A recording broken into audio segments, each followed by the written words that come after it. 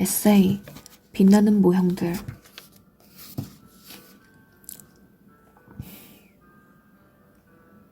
1. 동생의 취미는 요리와 베이킹이다. 잘 만드는 건 아니다. 그래도 10번 중 3번 정도는 먹을 만한 게 나온다. 모양은 도저히 못 먹게 생겼는데 의외로 무척 맛있을 때도 있고 그럴듯하게 생겨서는 맹탕이었던 적도 있다. 물론 나는 만들어주기만 하면 군말 없이 잘 먹는다. 한 집에 사는 2명 중 1명은 만드는데 취미가 있어서 다행이라고 생각한다. 요리를 즐기기는커녕 싫어하는 쪽이지만 생애 마지막 실험에 임하는 과학자 같은 태도로 요리하는 동생을 지켜보는 건 심란함과 동시에 꽤 즐겁다. 싱크대에 밀가루 폭탄을 떨어뜨린 대가로 그럴듯한 에그타르트를 얻었을 땐 요리사도 과학자도 아닌 중세의 연금술사를 목격한 기분이었다. 겉은 바삭하고 속은 푸딩처럼 부드러운 노릇노릇한 에그타르트는 동생의 베이킹 역작에 속한다.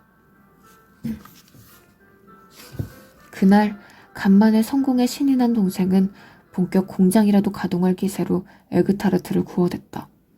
문제는 나도 동생도 단 음식을 그다지 좋아하지 않는다는 거다.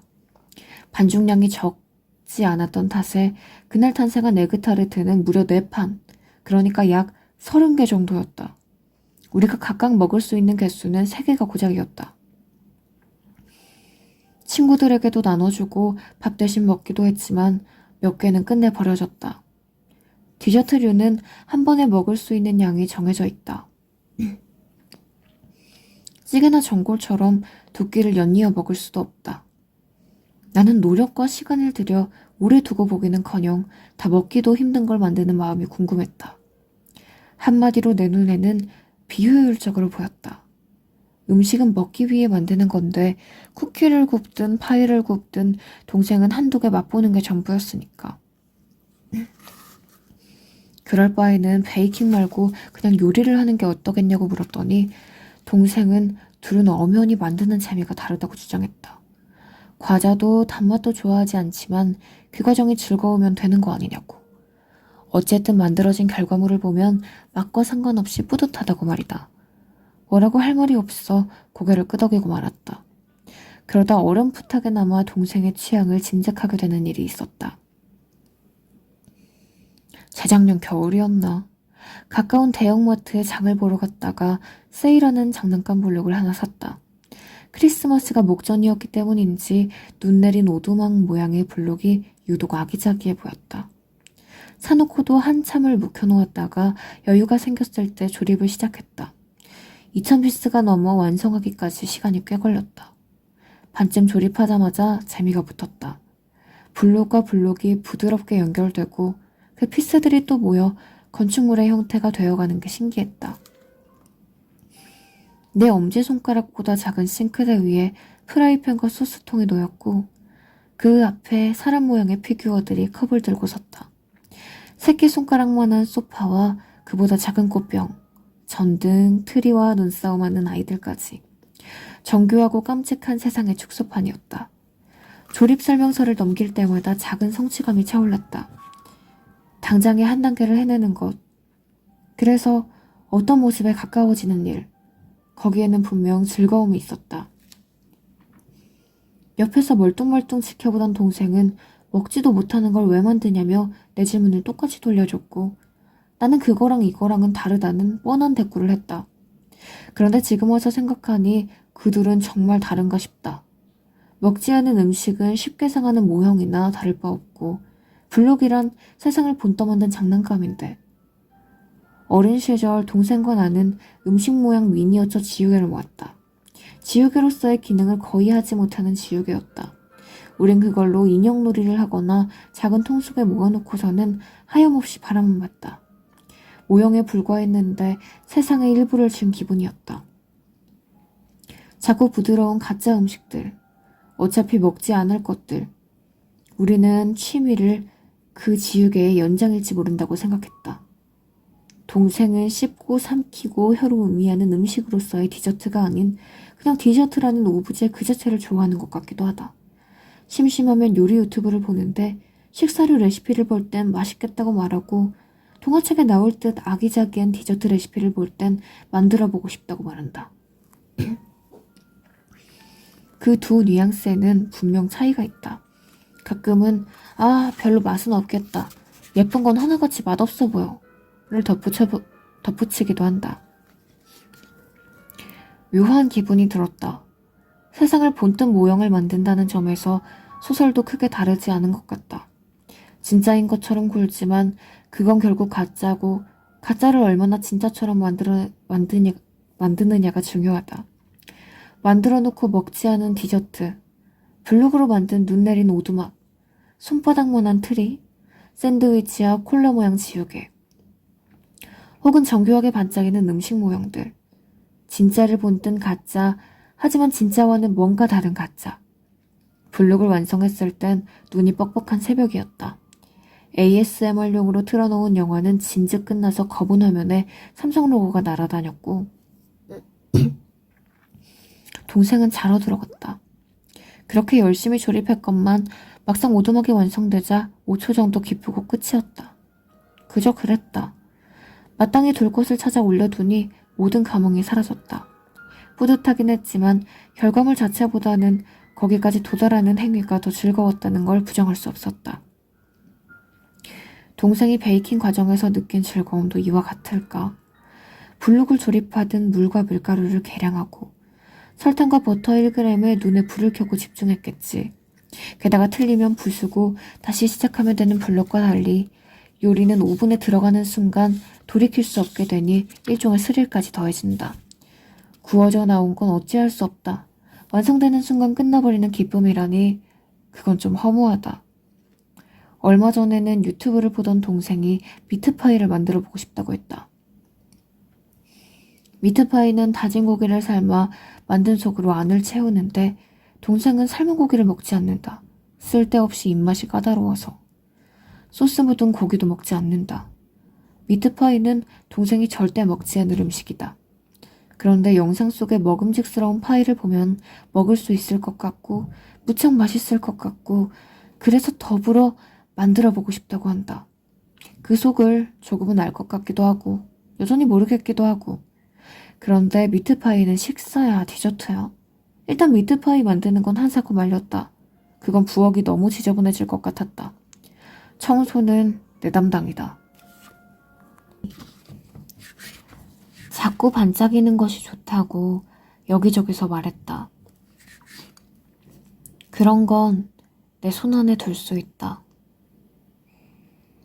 서랍과 패브릭 상자 안에 숨겨놓고 볼 수 있다.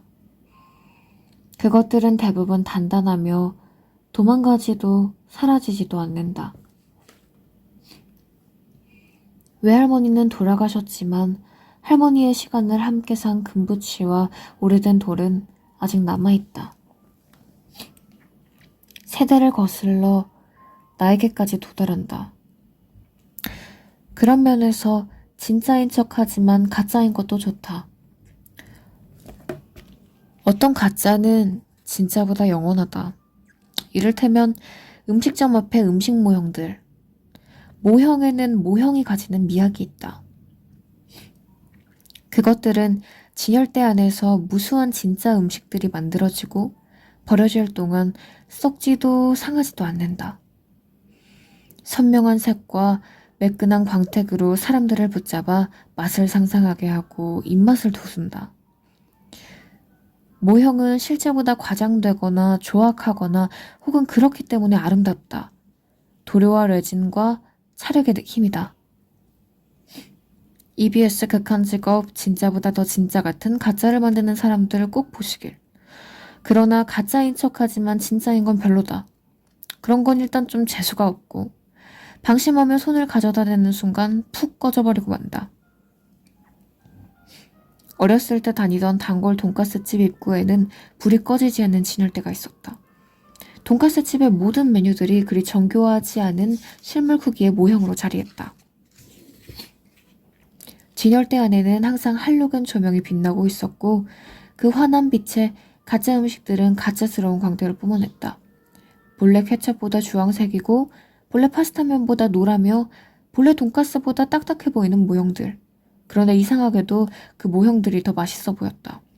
실제로 나온 음식은 항상 상상보다 별로였다. 맛이 크게 실망스러운 건 아니었는데 그냥 내가 상상한 모형의 맛에는 미치지 못했다.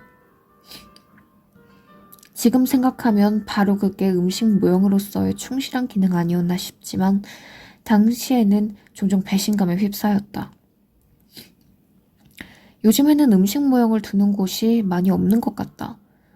한동안 잊고 살았는데 올해 3월에 갔던 삿포로의 시장에서 어마어마한 음식 모형 진열대를 발견했다. 가게의 모든 메뉴들을 모형으로 만들어 놓은 듯 붉은 벽돌로 벽 안쪽에 빼곡히 20개는 좋게 될 법한 모형들이 자태를 뽐내고 있었다. 검색해보니 100년이 좋게 된 가게였다. 모형들은 바로 어제 만들어진 것 마냥 맑은 광택이 흘렀고 당장 꺼내 먹어도 이상하지 않을 정도로 정교했다. 9시가 넘은 시간이었다. 가게들이 대부분 문을 닫고 아케이드의 끝에는 거친 눈발이 휘날렸다.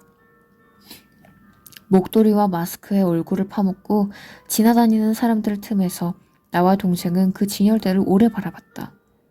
밤의 정적 속에서 모형들은 홀로 생기로워 보였다. 진짜보다 더 진짜 같은 가짜. 진짜라고 믿고 흔쾌히 내 시간과 혀를 내주고 싶은 가짜였다. 나도 바로 그런 걸 만들고 싶었다. 대부분의 이야기는 가짜다. 영화도 소설이나 드라마도 만화도 전부 그렇다. 실화를 기반으로 쓰였다 한들 작가의 손을 빌려 재구성된 이상 그것은 가짜 세상에서 말한다. 허구는 자신을 최대한 숨기려 할 때도 있고 있는 힘껏 드러낼 때도 있지만 허구라는 것 자체가 사라지진 않는다.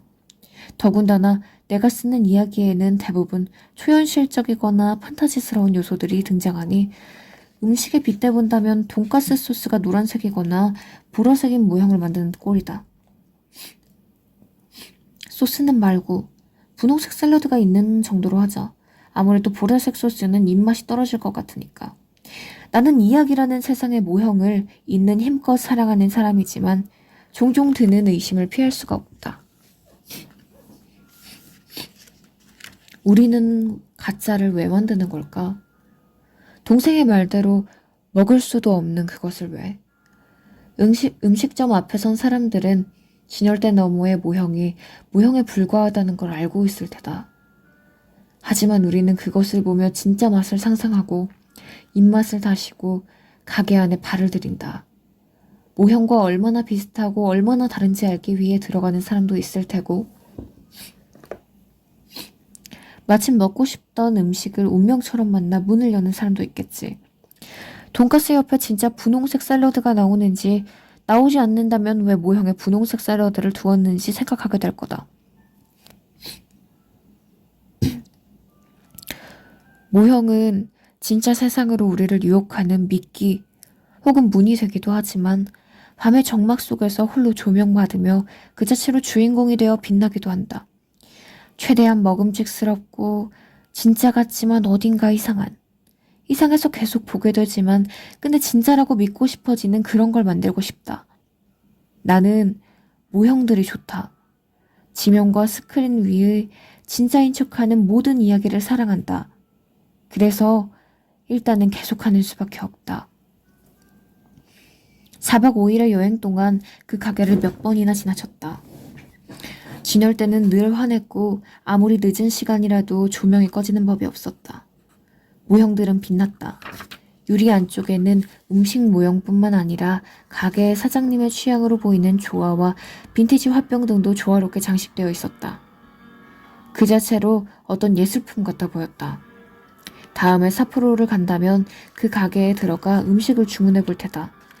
그리고 모형이랑 얼마나 비슷하고 또 다른지 확인해 봐야지. 어떤 가짜는 진짜보다 영원하다.